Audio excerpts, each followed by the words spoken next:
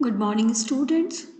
मैं डॉक्टर सीमा गौड़ सेठ मोटे धर्मान सिंह का राजकीय कन्या महाविद्यालय भीलवाड़ा में मेरे अपने व्यक्तिगत यूट्यूब चैनल पर आप सभी छात्राओं का स्वागत करती हूँ।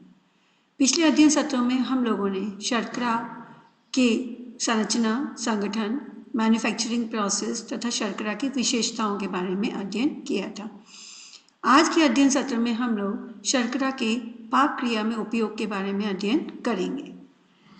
आज के अध्ययन सत्र में हम जिन बिंदुओं पर अध्ययन करने वाले हुए हैं, सांद्र विलयन में शर्करा का व्यवहार, संतृप्त तथा असंतृप्त विलयन, विविध व्यंजनों के लिए शर्करा के विलयन या चाशनी बनाना, शर्करा के पाक क्रिया में उपयोग।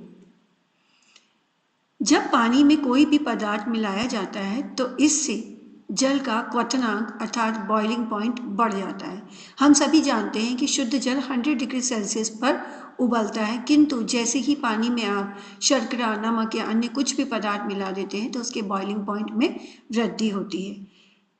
विलयन का क्वथनांक पानी में मिलाए जाने वाले पदार्थ की मात्रा पर निर्भर करता है। जितनी ज़्यादा आप पदार्थ की मात्रा मिलाते जाएंगे उसका बॉइलिंग पॉइंट उतना ही अधिक बढ़ता जाएगा।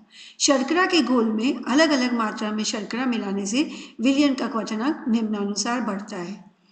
ये आप देख रहे हैं, एक टेबल दिखाई दे रही है। इस टेबल में जैसे जैसे शर्करा की मात्रा हम 10 ग्राम प्रति 100 ग्राम सिरप से बढ़ाते हुए 90 ग्राम प्रति 100 ग्राम सिरप में बढ़ाते हैं, वैसे ही सॉल्यूशन का बॉइलिंग पॉइंट 100.4 डिग्री सेल्सियस से लेकर 130 डिग्री सेल्सियस तक बढ़ जाता है। यानी कि यदि 100 ग्राम पानी में आप 90 ग्राम शक्कर मिलाएंगे तो उसका बॉइलिंग पॉइंट 130 डिग्री सेल्सियस तक बढ़ जाएगा। शर्करा की इसी सॉल्युबिलिटी का हम संतृप्त एवं असंतृप्त विलयन बनाने में उपयोग करते हैं। जल में शर्करा का विलयन बनाने पर आपने देखा ही होगा कि जब आप पानी में शक्कर डालते जाते हैं और हिलाते जाते हैं तो शक्कर पानी में घुल जाती है। अब आप इसमें और अधिक शक्कर डालते हैं तो वो भी घुल जाती है, किंतु एक स्तर पर आकर ऐसा होता है कि आप और अधिक शक्कर इसमें नहीं घोल पाते। 100 डिग्री। अब जब आप इस पानी को या इस सॉल्यूशन को थोड़ा सा गर्म करते हैं तो आप इसमें और अधिक शक्कर मिला सकते हैं। जैसे जैसे आप पानी का तापमान, सॉल्यूशन का तापमान बढ़ाते जाएंगे वैसे वैसे घुलने वाली शक्कर की मात्रा भी बढ़ती जाएगी। अंत में आते आते 100 ग्राम पानी में 100 डिग्री सेल्सियस तापमान पर 487.2 ग्राम तक शक्कर आप घोल सकते हैं तथा 50 डिग्री सेल्सियस पर अधिकतम 260 ग्राम शक्कर घोली जा सकती है। इसको हम इस टेबल से भी देख सकते हैं। ये टेबल देखिए, 0 डिग्री सेल्सियस पर आप 100 ग्राम पानी में 179.2 ग्राम शर्करा को घोल सकते हैं। और जैसे जैसे आप तापमान बढ़ाते हैं वैसे वैसे घोली जाने वाली शर्करा की मात्रा बढ़ते बढ़ते 179.2 से लेके 100 डिग्री सेल्सियस पर 487.2 ग्राम तक हो जाती है। और वहीं 50 डिग्री सेल्सियस पर आप 260.4 ग्राम सुक्रोज को घोल सकते हैं। इसी कंसंट्रेशन को जब हम विलयन में शर्करा के प्रतिशत के रूप में निकालते हैं तो 0 डिग्री सेंटीग्रेड पर सुक्रोज का विलयन पानी में 64.18% होता है। इसका मतलब है 100 मिलीलीटर अगर सॉल्यूशन है, विलयन है, तो उसमें 64.18 ग्राम सुक्रोज घुली हुई है। यही मात्रा बढ़ाते बढ़ाते बढ़ाते बढ़ाते अगर आप आए तो 100 डिग्री सेल्सियस पर 100 ml शुगर सॉल्यूशन में 82.87 ग्राम शर्करा घोली जा सकती है 100 ml शुगर सॉल्यूशन में। यहाँ हमने बात कही थी 100 ml वाटर में आप इतनी शक्कर घोल सकते हो। जब हम सॉल्यूशन का परसेंटेज निकालते हैं तो परसेंटेज वाइज 100 ml सॉल्यूशन में 82.87 ग्राम शुगर घोली जा सकती है। हम वापस पीछे चलते, यही बात मैंने आपको यहाँ बताई कि 100 ग्राम पानी में 100 डिग्री सेल्सियस पर 487.2 ग्राम शक्कर घोल सकते हैं, तो वहीं 50 डिग्री सेल्सियस पर अधिकतम 260.4 ग्राम शर्करा घोली जा सकती है। शर्करा का ऐसा घोल जिसमें किसी भी तापक्रम पर अधिकतम शक्कर घोली जा चुकी हो और अधिक शक्कर घोलने की कहीं कोई गुंजाइश नहीं हो, उसे हम संतृप्त विलयन, सैचुरेटेड सॉल्यूशन कहते हैं। तथा शर्करा का ऐसा विलयन जिसमें किसी भी तापक्रम पर और अधिक शर्करा घोले जा सकने की संभावना हो, तब हम उसे असंतृप्त सॉल्यूशन कहते हैं। यानी कि संतृप्त और असंतृप्त सॉल्यूशन की जो परिभाषा है वो टेम्परेचर पर डिपेंड करती है कि किसी भी टेम्परेचर पर उसमें और अधिक सॉल्यूट घोला जा सकता है या नहीं घोला जा सकता। ये टेबल हम डिस्कस कर ही चुके हैं। हम आगे बढ़ते हैं अति संतृप्त विलयन की तरफ। जब 100 डिग्री सेल्सियस पर उपलब्ध संतृप्त विलयन को हम ठंडा करते हैं तो किसी भी तापमान पर विलयन में अधिक मात्रा में शर्करा घुली हुई रहती है। इसका मतलब ये है, मैं आपको वापस पीछे टेबल पे लेके चलूँ, कि 100 डिग्री सेल्सियस पर जहाँ शर्करा 487.2 ग्राम घुली हुई थी और 50 डिग्री सेल्सियस पर 260.4 ग्राम घुली हुई थी, जैसा मैंने आपको पहले भी बताया।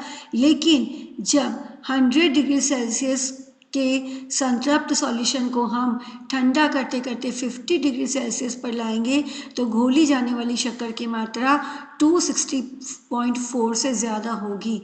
यानी कि ये विलयन 260.4 ग्राम शुगर से ज़्यादा शुगर अपने में घोल कर रख पाता है। उदाहरण के लिए जो मैंने कहा कि 100 डिग्री सेल्सियस से जब 50 डिग्री सेल्सियस तक ठंडा करते हैं तो विलयन में 260.4 ग्राम से अधिक शर्करा घुली हुई रहती है। अतः शर्करा के संतृप्त विलयन को ठंडा करने पर विलयन द्वारा अपनी क्षमता से अधिक शर्करा घोले रखने के कारण इस विलयन को हम अति संतृप्त विलयन कहते हैं। और शर्करा के जो क्रिस्टलाइजेशन की प्रक्रिया है वो इस अति संतृप्त विलयन के कारण ही होती है। सुपर सैचुरेटेड सॉल्यूशन में ही शर्करा जो होती है वो क्रिस्टलीकृत होकर अपने रवों के रूप में परिवर्तित होती है। विविध व्यंजनों के लिए शर्करा की चाशनी या विलयन बनाना। विविध प्रकार के व्यंजन जैसे कि फॉन्डेंट्स हैं, फज हैं, टॉफ़ी हैं, देसी मिठाइयाँ जैसे बूंदी के लड्डू, गुलाब जामुन, रसगुल्ले, बेसन या मूंगफली की चक्की, जलेबी, बालूशाही, शक्करपारे आदि ये जो अलग अलग व्यंजन हैं, इन सब के लिए हमें अलग अलग सांद्रता के शक्कर के विलयन की चाशनी बनानी पड़ती है। अलग अलग व्यंजनों के लिए चाशनी का परीक्षण ठंडे पानी से या चम्मच के द्वारा किया जा सकता है। आइए हम देखें कि चाशनी को हम कैसे चेक करेंगे। ठंडे पानी में परीक्षण की तरह ठंडे पानी में परीक्षण के लिए चाशनी की थोड़ी सी मात्रा को बर्फ से ठंडा करते हुए अत्यधिक ठंडे पानी में डालकर देखा जाता है। जैसे ही चाशनी को हम अत्यधिक ठंडे पानी में डालते हैं तो वह पानी में ठोस बूंद के रूप में जम जाती है। अब इस बूंद के गाढ़ेपन, मृदुलता या कठोरता के आधार पर हम चाशनी का परीक्षण कर सकते हैं। ये जो टेबल बनाई है ये ठंडे पानी में चाशनी के परीक्षण के लिए बनाई गई है। ये देखिए पहले कॉलम में टेम्परेचर लिखे हुए हैं जो कि 110 से 112 डिग्री सेंटीग्रेड जो पहला टेम्परेचर है उसमें शुगर सिरप का परसेंटेज 78 से 80% तक शुगर होती है। और कोल्ड वाटर टेस्ट जब करते हैं, मतलब कि पानी में जब हम इस शुगर सॉल्यूशन को डालते हैं तो कोई गोली, कोई बॉल नहीं बनती, बल्कि जो सॉल्यूशन है वो धागे के रूप में फैल जाता है या डिज़ोल्व हो जाता है पानी में। और यदि आप इसको अंगूठे और उंगली के बीच दबाकर खींचेंगे, जिस तरह से मैं आप देख रहे हैं, ये अंगूठे से उंगली के बीच जब हम इस चाशनी को दबाकर खींचते हैं तो इसमें 2 इंच लंबे तार बनते हैं। इस तरह की जो चाशनी है इसको हम सिरप कहते हैं और ये गुलाब जामुन, जलेबी, मालपुआ इत्यादि व्यंजनों में काम आती है। हम आगे बढ़े, इस जैसे जैसे हम टेम्परेचर को बढ़ाते जाते हैं शुगर का परसेंटेज भी सिरप में बढ़ता जाता है और जो कि हमारी शुगर सिरप से बनने वाली गोली है वो पहले सॉफ्ट बॉल, फिर फर्म बॉल, फिर हार्ड बॉल के रूप में परिवर्तित होती जाती है। यानी कि जब हम चाशनी को ठंडे पानी में डालेंगे तो जो गोली बनेगी वो बहुत सॉफ्ट बनेगी और पानी से बाहर निकालते ही वो फ्लैट हो जाएगी, चपटी हो जाएगी। और इस तरह की चाशनी हम बर्फ़ी, फॉन्डेंट, फज इत्यादि रेसिपीज़ बनाने में काम में लेते हैं। सख्त गोली जो है वो पानी में डालने पर गोली तो बनती है और थोड़ी स्ट्रॉन्ग गोली बनती है, फर्म बॉल बनती है और पानी से बाहर निकालने पर वो सपाट या चपटी नहीं होती। इस तरह की चाशनी बूंदी के लड्डू या कैरेमल बनाने में काम में आती है। कठोर गोली जो है वो चाशनी को जैसे ही ठंडे पानी में डालते हैं तो सख्त गोली बनती है, जो पानी से बाहर निकालने पर भी अपना आकार बनाए रखती है। इस प्रकार की चाशनी का उपयोग हम peanut candy, popcorn ball, puffed rice balls इत्यादि बनाने में करते हैं। आपने गुड़ और मूंगफली की बनी हुई चिक्की खाई ही होगी, वो हार्ड बॉल कंसिस्टेंसी की चाशनी से बनती है। इसको अगर आप और अधिक गाढ़ा करेंगे और अधिक टेम्परेचर देंगे तो जब चाशनी को आप ठंडे पानी में डालेंगे तो गोली तो बनती है, बहुत ज़्यादा कठोर गोली बनती है, या वो धागे के रूप में चाशनी बिखर जाती है। और ये धागे तो बनते हैं, सख्त धागे बनते हैं, किंतु ये ब्रिटिल नहीं होते, टूटते नहीं हैं। इस प्रकार की चाशनी से आप बटर स्कॉच टॉफ़ीज़ बनाते हैं। और आगे बढ़ते हैं तो सख्त चिटकन यानी हार्ड क्रैक वाली चाशनी बनती है, जिसमें जैसे ही आप चाशनी को पानी में डालेंगे तो हार्ड सख्त धागे बनेंगे जो कि ब्रिटिल होंगे, टूट जाएंगे। ब्रिटल ग्लेज चिक्की, इस चाशनी को जब आप और अधिक गर्म करते हैं तो एक क्लियर फ्लूइड के रूप में कन्वर्ट हो जाती है। मैंने आपको कैरमलाइजेशन में भी बताया था कि शक्कर को जब हम ड्राई हीट देते हैं तो पहले वो साफ द्रव में, तो शर्करा द्रव के रूप में आ जाती है। बार्ली शर्करा का निर्माण करते हैं और गर्म करने पर इसमें कैरमलाइजेशन की प्रक्रिया शुरू हो जाती है और ये ब्राउन कलर के फ्लूइड के रूप में कन्वर्ट हो जाती है, जिससे हम कैरमल टॉफ़ीज़ या पीनट ब्रिटल्स वगैरह का निर्माण कर सकते हैं। चम्मच से अगर चाशनी का परीक्षण करना हो तो इसके लिए हमें चपटी चम्मच का इस्तेमाल करना पड़ता है। और चपटी चम्मच को जब हम चाशनी से थोड़ा सा ऊंचा उठाते हैं और अगर चाशनी एक विलियन के रूप में, धार के रूप में बह के आती है तो इसका मतलब चाशनी अभी तैयार नहीं है। चाशनी अगर चम्मच के सिरे से एक तार के रूप में बहकर आती है तो यह एक तार की चाशनी है। एक तार की चाशनी का उपयोग हम घेवर, गुलाब जामुन, जलेबी, मालपुआ आदि बनाने में काम में लेते हैं। यदि चाशनी चम्मच से दो तारों के रूप में बहकर आती है तो दो तार की चाशनी है, जो कि जमने वाली मिठाइयों जैसे कि बेसन चक्की, मूंगफली चक्की आदि के लिए काम में लेते हैं। ढाई तार की चाशनी हम जो नरम पदार्थ होते हैं जैसे कि मावा है, खोपरा पाक है, गोंद पाक इत्यादि को जमाने में काम में लेते हैं। या शक्कर पारों पर चमक लाने के लिए भी हम ढाई तार की चाशनी काम में लेते हैं। तीन तार की चाशनी को हम विभिन्न व्यंजनों पर आवरण चढ़ाने अर्थात कोटिंग करने में काम में लेते हैं। जैसे आप शक्कर पारे पर कोटिंग करते हैं, बालूशाही पर शुगर की कोटिंग करते हैं, कभी कभी हम गुजिया पर भी शुगर की कोटिंग करते हैं। शर्करा के पाक क्रिया में उपयोग, शर्करा की पाक क्रिया में विभिन्न उपयोग हैं। हम सभी जानते हैं शक्कर का उपयोग हम अपने घर में विभिन्न व्यंजनों में मिठास लाने के लिए करते हैं। चाहे आप चाय, कॉफ़ी, दूध, नींबू की मीठी शिकंजी, शरबत, लस्सी, किसी भी चीज़ का उपयोग करें, वहाँ शर्करा का उपयोग मिठास लाने के लिए किया जाता है। प्रिजर्वेटिव एजेंट, शर्करा में चूँकि हाइग्रोस्कोपिक क्वालिटी होती है, वो आर्द्रता को सोख लेती है और इसकी इसी हाइग्रोस्कोपिक क्वालिटी का उपयोग इसके प्रिजर्वेटिव एजेंट के रूप में काम आता है। जब भी हम जैम, जेली, मुरब्बे इत्यादि का निर्माण करते हैं तब हम उसमें 60 से 66 और 70% शुगर तक इस्तेमाल करते हैं। ये शर्करा भोज्य पदार्थों में से, फलों के पल्प में से पानी को अवशोषित करके सोख लेती है और डिहाइड्रेशन कर देती है कोशिकाओं का, जिसके फलस्वरूप उसमें फंगस, बैक्टीरिया और अन्य माइक्रोब्स अटैक नहीं कर पाते और ये भोज्य पदार्थ, ये व्यंजन लंबे समय तक सुरक्षित रहते हैं। फ्लेवरिंग एजेंट के रूप में हम सभी जानते हैं कि शक्कर से बने हुए जो मीठे व्यंजन होते हैं उनकी अपनी मिठास की एक अलग खुशबू होती है और यही खुशबू जब हम उसमें ब्राउन शुगर या कैरामल शुगर का ऐड करते हैं व्यंजनों में तो खुशबू और भी अधिक बढ़ जाती है। केक, पेस्ट्रीज, बिस्किट्स इत्यादि में हम ब्राउन शुगर का विशेषकर उपयोग फ्लेवरिंग एजेंट या खुशबू लाने के लिए करते हैं। डेकोरेटिव एजेंट, आइसिंग शुगर आप जानते ही हैं। आइसिंग शुगर हम केक, पेस्ट्रीज पर डेकोरेट करने के लिए काम में लेते हैं और कभी कभी आपने देखा होगा बिस्किट्स के ऊपर शर्करा के छोटे छोटे ग्रैन्यूल्स को डस्ट करके, स्प्रेड करके भी शर्करा को डेकोरेटिव एजेंट के रूप में काम में लिया जाता है।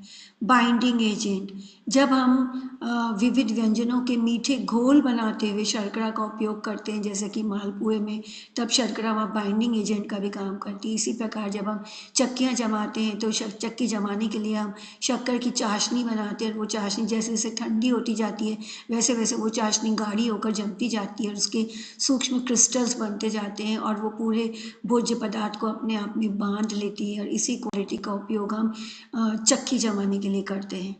कोटिंग एजेंट हमने आपको बताया शर्करा। 3 तार की चाशनी जो है वो विविध व्यंजनों पर कोट करने के लिए आवरण चढ़ाने में काम में आती है, शक्करपारा, बालूशाही इत्यादि में।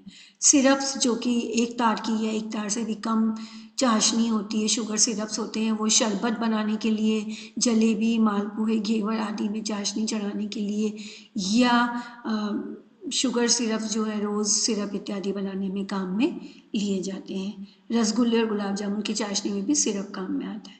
फर्मेंटेशन, जब भी हम कोई फर्मेंटेड रेसिपीज़ बनाते हैं जैसे कि इडली, डोसा, खमन इत्यादि, तो उसमें फर्मेंटेशन के लिए हम ईस्ट का प्रयोग करते हैं। ये जो ईस्ट कोशिकाएं होती हैं ये शुगर को ही, शर्करा को ही अपने भोजन के रूप में काम में लेती हैं और वृद्धि करती है, और यही शर्करा जो है वो फर्मेंटेशन में काम आती है। अपीयरेंस, शर्करा का उपयोग हम भोज्य पदार्थों या व्यंजनों के अपीयरेंस अर्थात रंग और को देखने के लिए बढ़ाते हैं, उपयोग में लाते हैं। आपने देखा होगा कि जब खीर हम बनाते हैं तो खीर में जैसे ही शक्कर डालते हैं तो खीर थोड़ी डार्क क्रीमिश ब्राउनिश कलर की हो जाती है।